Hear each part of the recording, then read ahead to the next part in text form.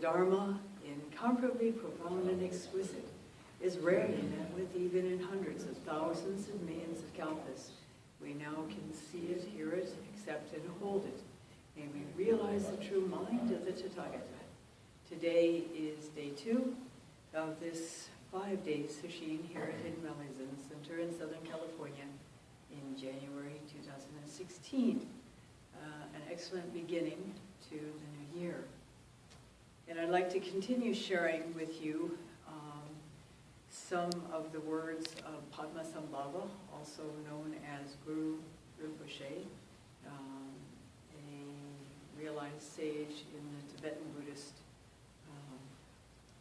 line of teachers, and one famous, as you heard yesterday, for his terma teachings. The terma teaching being teachings that were considered too advanced for the people that were in his lifetime, but he hid them away in various ways so that they would be discovered much later when people really were able to take those teachings and benefit from them.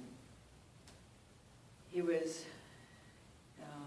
in the 8th century. He was Indian and was invited to Tibet to help translate the teachings and also to help build a monastery there.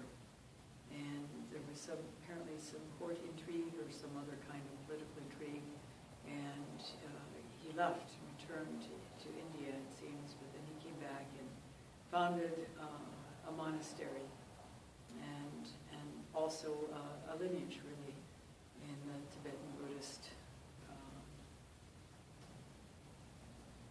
practices. And what I'd like to share from you is from a book called The Enlightened Mind. It was put together by Stephen Mitchell, and it's an anthology of sacred prose. There's all kinds of wonderful things in here, actually. He went through the history of various religious leaders, not just Buddhist, but also Christian, Sufi, and others, and recorded their sayings or collected their sayings in this book, translated into English. In this particular case, the piece he's sharing of Padmasambhava's teachings was actually translated by Francesca Fremantle and Jodhyam Trungpa.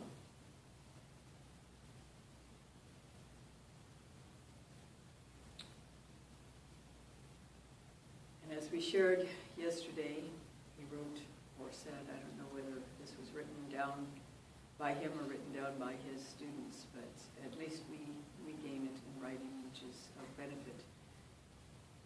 When you seek your mind in its true state, you will find it quite intelligible, although it cannot be seen. In its true state, mind is naked, immaculate, transparent, empty, timeless, uncreated, unimpeded, not realizable as a separate thing, but as the unity of all things, yet not composed of them. Undifferentiated, self-radiant, indivisible, and without qualities. Your own mind is not separate from other minds.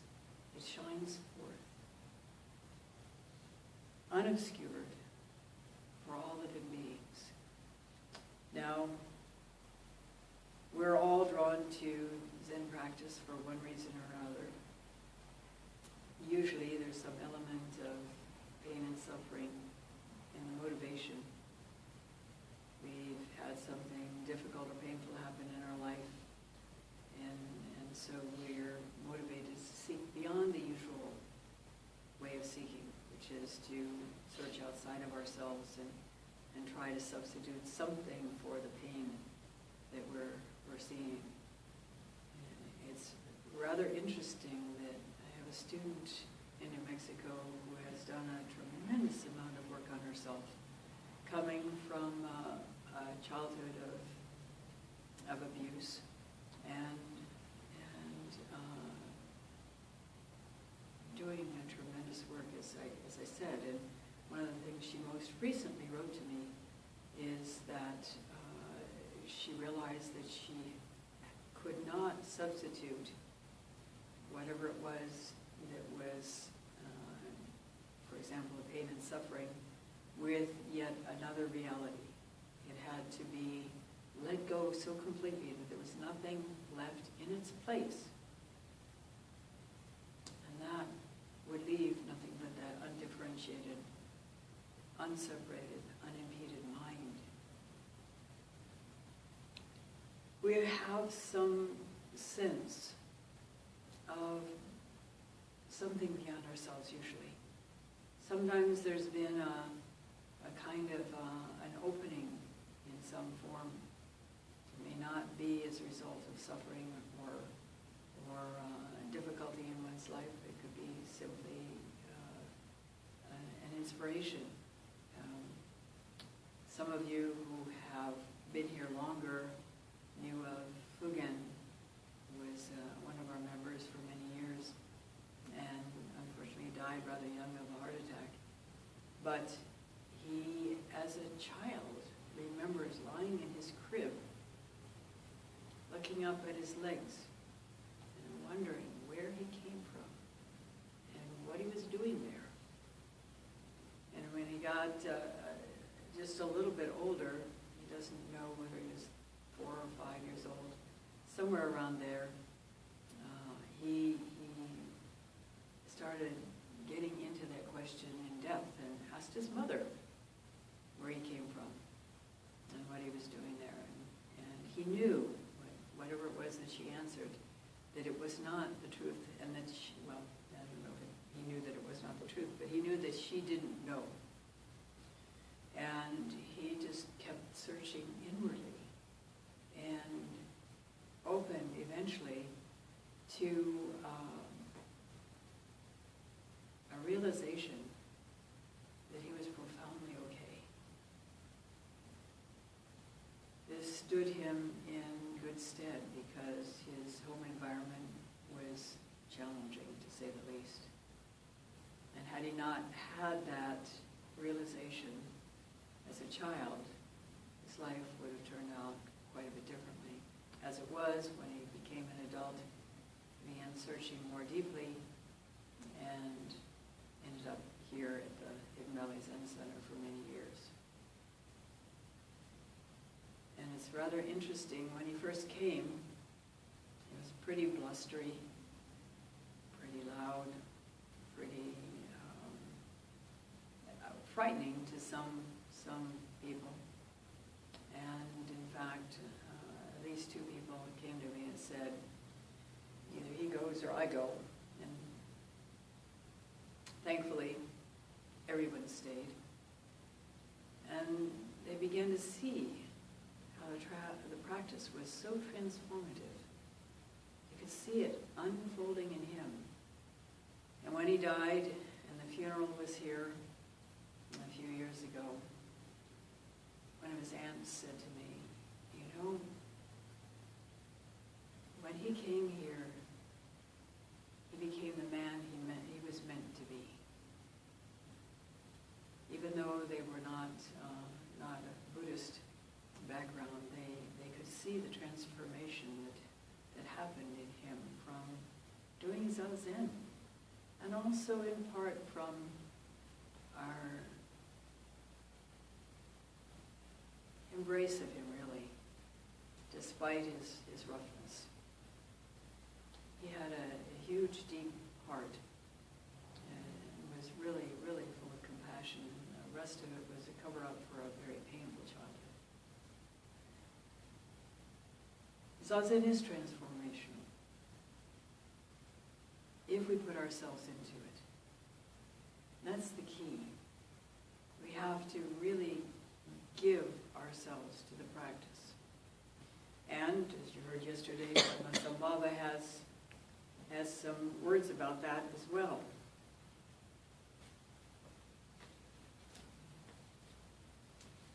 Your own mind is originally as pure and empty as the sky. To know whether or not this is true, look into your own mind. Without beginning or ending, your original wisdom has been shining forever like the sun. To know whether or not this is true, look into your own mind. All phenomena are your own ideas, self-conceived in the mind, like reflections in a mirror. To know whether or not this is true, look inside your own mind.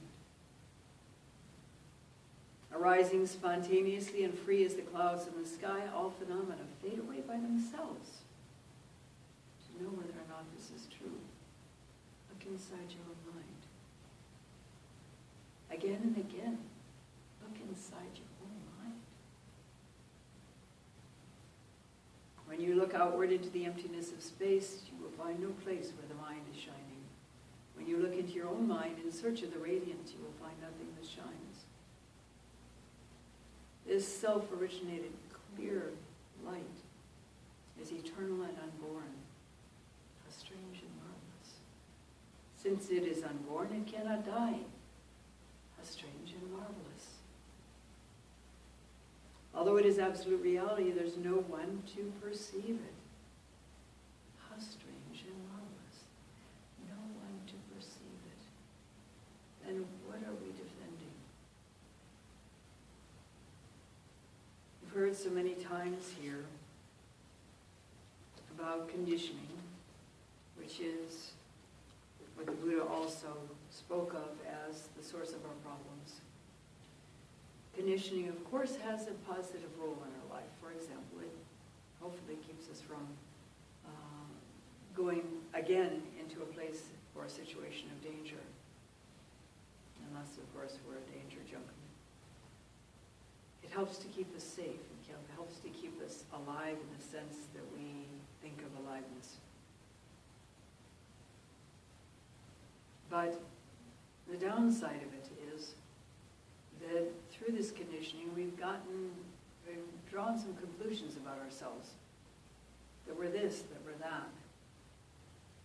And if we've had experiences that were difficult or painful, we've also drawn conclusions about those as well.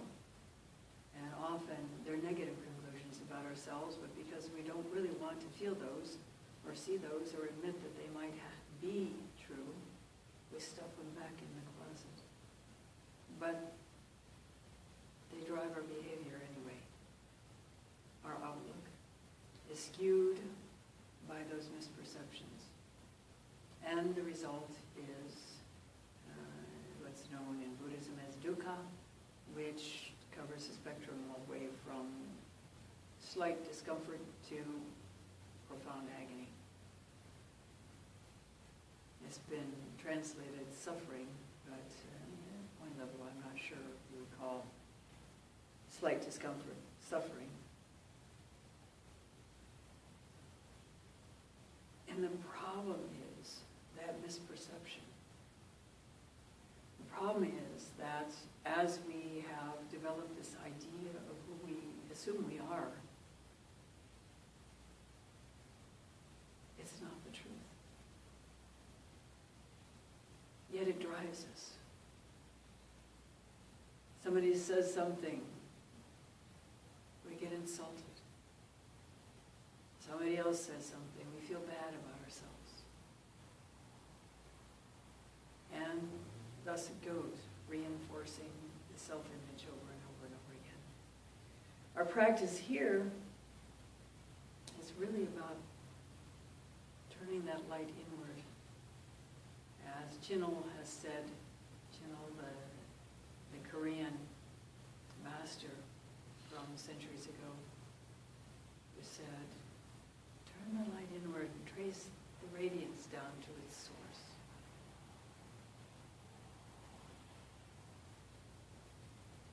As Padmasambhava said, to see whether or not this is true, look into your own mind. Look into your own mind. We don't like to do that sometimes. When people come to Zen practice, they think it's going to be all sweet and lovely, relaxation, happiness, floating on the air. It's kind of interesting. There's a quite excellent movie out called Zen, and it's about the life of Dogen, who brought Soto Zen to Japan. He's considered the father of Soto Zen in Japan, and was quite a wonderful human being, according to the movie. Very, very generous, very compassionate, and very brave, and very kind. And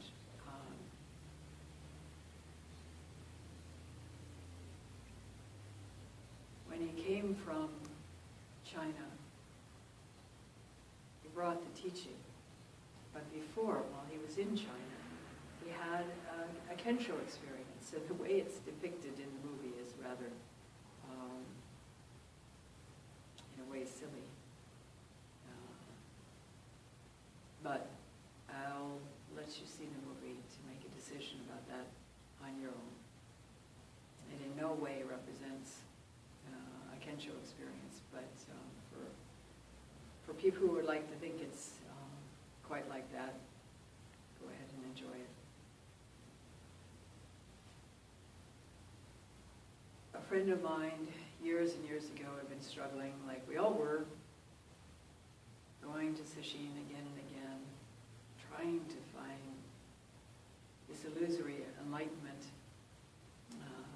struggling with the koan, the breakthrough koan, and it was fairly intense back then, very strict schedule. And at one point, he had a genuine Kensho during a sesshin, and after the sesshin, he said with incredible incredulity, I wish somebody had told me it's just about exploring your own mind. So Padmasambhava was onto something there. To know whether or not this is true, look into your own mind.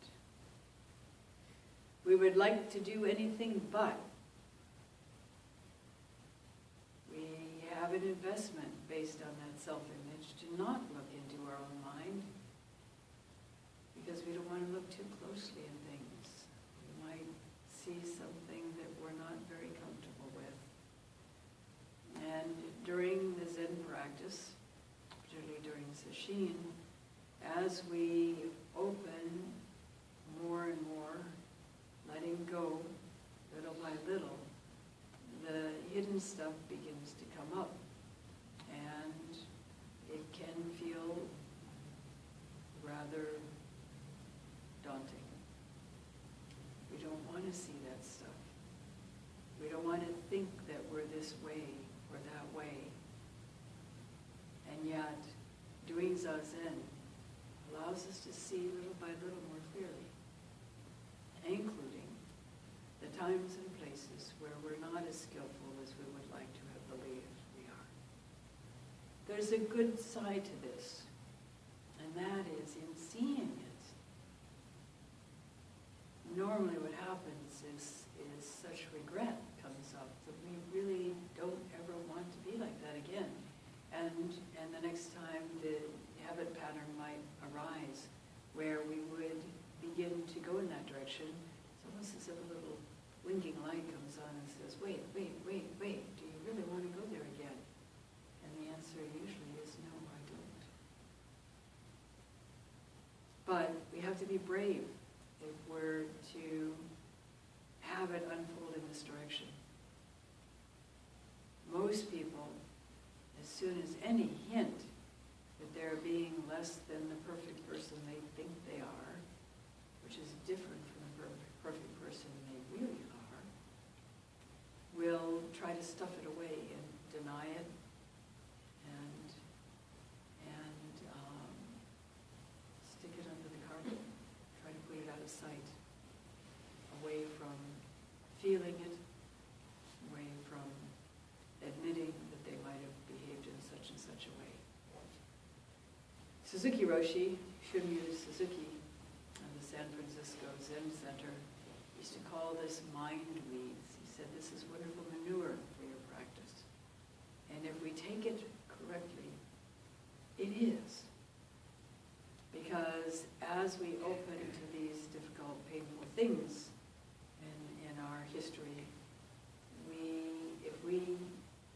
are willing to take a look and to admit to owning them, then it takes us the depth deeper. We become a little bit more clear. And part of that clarity is becoming a little bit more humble, which is essential in Zen practice. If we know too much, if we're so full of ourselves, there's no room for understanding, because we think we're already there. The cup is full. We have to empty out a bit before we can really see clearly. And that emptying out, once we get the hang of it, is something we want to continue doing. We realize that seeing these dysfunctional habit patterns of ourselves more clearly is the avenue to not indulging in them anymore, to growing, to becoming much more the incredible human beings that we already are, the perfect, clear, wise, compassionate being that we are.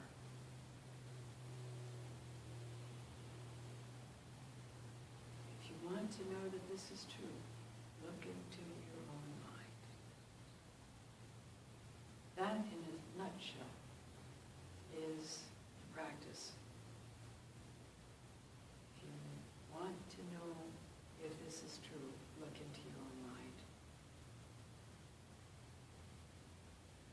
There's no other place to search that will bring about any serious benefit in terms of the Zen practice. The answers don't lie outside. The practice really is about exploring your own mind.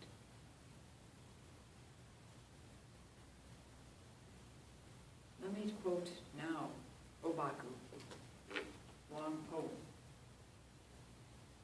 who was Rinzai's teacher. Let's see if I can find it here. This pure mind, which is the source of all things, shines forever with the radiance of its own perfection. This is who we really are. But most people are not aware of it and think that the mind is just the faculty that sees, hears, feels, and knows. Blinded by their own sight, hearing, feeling, and knowing, they don't perceive the radiance of the source. If they could eliminate all conceptual thinking, this source would appear like the sun rising through the empty sky and illuminating the whole universe.